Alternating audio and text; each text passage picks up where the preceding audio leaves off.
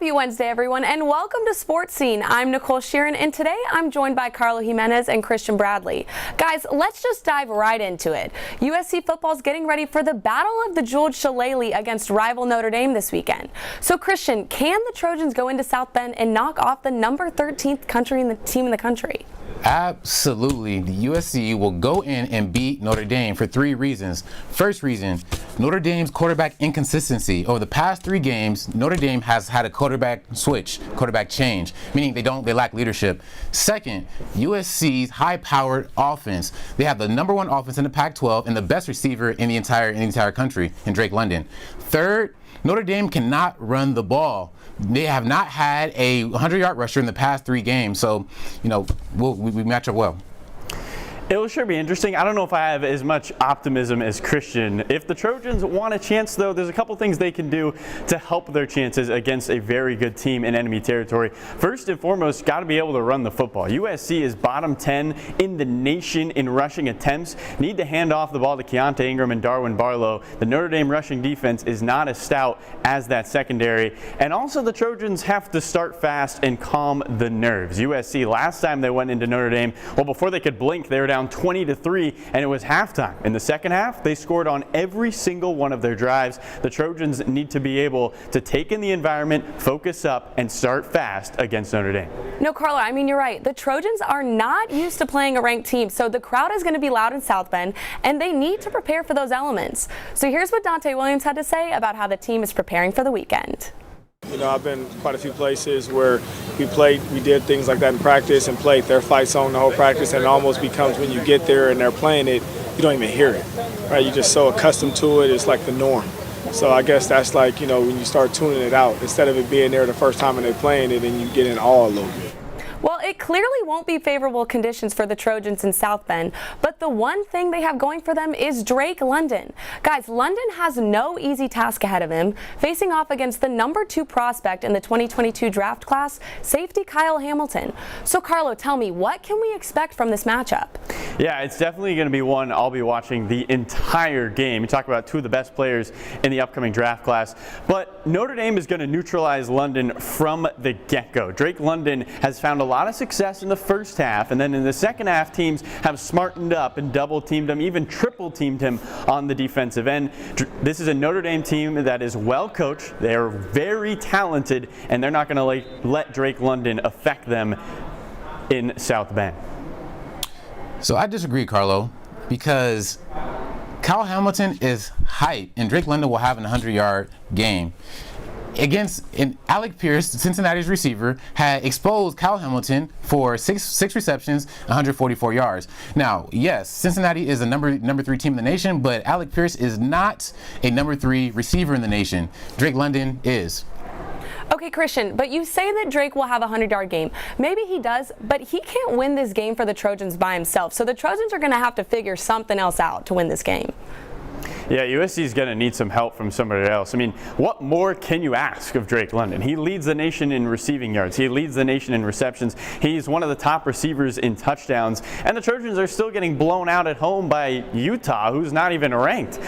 So USC is going to have to find help from somewhere else if they want a chance. I'll also be interested to see, you talked about the receiver from Cincinnati, but 144 yards on just 4 receptions. Will we see more of Drake London on the deep balls against Notre Dame versus those short out routes? Should be interesting. So I also agree. Drake London cannot do it by himself, which is why I feel like this game needs to be won by the defense and getting pressure on Notre Dame's quarterback. So, yeah.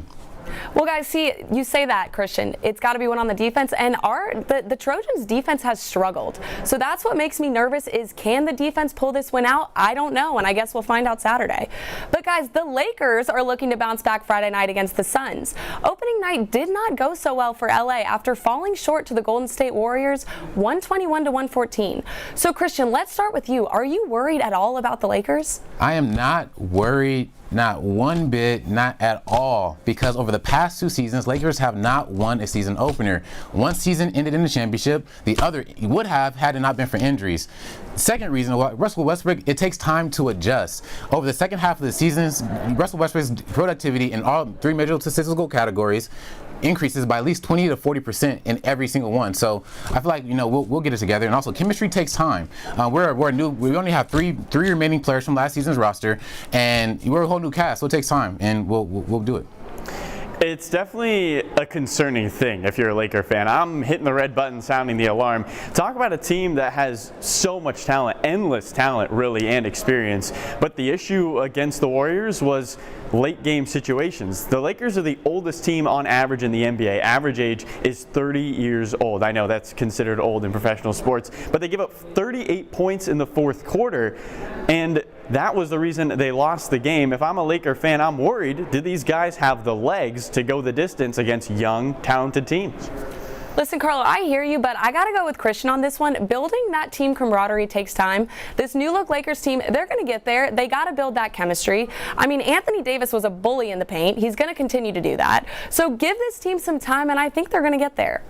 But guys, the Dodgers are still alive after a comeback victory over the Atlanta Braves at Dodger Stadium, bringing the NLCS to 2-1 in favor of the Braves. Guys, a crucial Game 4 is tonight. The Dodgers even things up, or will the Braves put themselves in the driver's seat? Yeah, it'll be interesting to see. I think the big difference for the Dodgers from the first 2 games and then last night's game is hitting with runners in scoring position. The Dodgers were just 2 for 18 with runners in scoring position in the first 2 games. Both hits came from Chris Taylor. 3 for 7 last night. The big hits from Bellinger and Mookie Betts. The difference in the game. Can the Dodgers continue to find opportunities and produce when those opportunities are presented to them?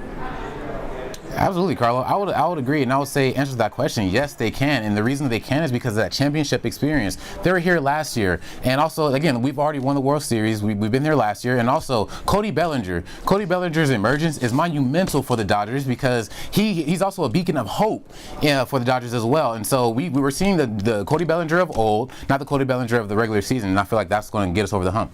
Yeah, Christian, you touched on it just now. I mean, the Dodgers are known to play from behind. They're that team that's known to do this. I mean, we saw this last year in this same series against the Braves. The Dodgers were trailing 3-1, and what did they do? They came back to take the series. So I feel good about the Dodgers taking this win and moving on to the World Series. But touching on that World Series, who punches their ticket in your guys' opinion?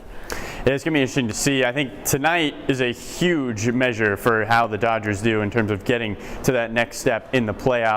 But they have a good pitcher on the mound, Julio Urias, 1.8 ERA against the Braves this season. He's been terrific. And a 20-win pitcher, which is absolutely incredible, especially in this year's MLB where pitchers, you're not asked to go more than really just 5 innings. You need 6 1/3 for a win. So a good pitcher on the mound, an opportunity to make things even keel, turn this into a best-of-3 series and go from there. Dodgers definitely pitched their get to the World Series because they found their bats with a 4-run inning last game, and I feel like they just found something. So. Yeah. Yeah, it's sure going to be interesting. I also think the Turners have to turn up a little bit. Trey Turner, Justin Turner, hitting just 158 in this postseason. I mean, you can't expect that kind of production from 2 of your better hitters. We'll see if the Dodgers get some help outside of Bellinger and Betts and see if Trey Turner and Justin Turner can be there and start to pick up their offensive game to help the Dodgers. Okay, but listen, guys, I'm going to be that person and throw this in there. We can't forget that Julio Urias came into Game 2. He was called in the 8th, and he allowed 2 runs for the Braves. So I think he's going to come into this game and he's going to want revenge and show who really the type of player he is. So it should be interesting tonight.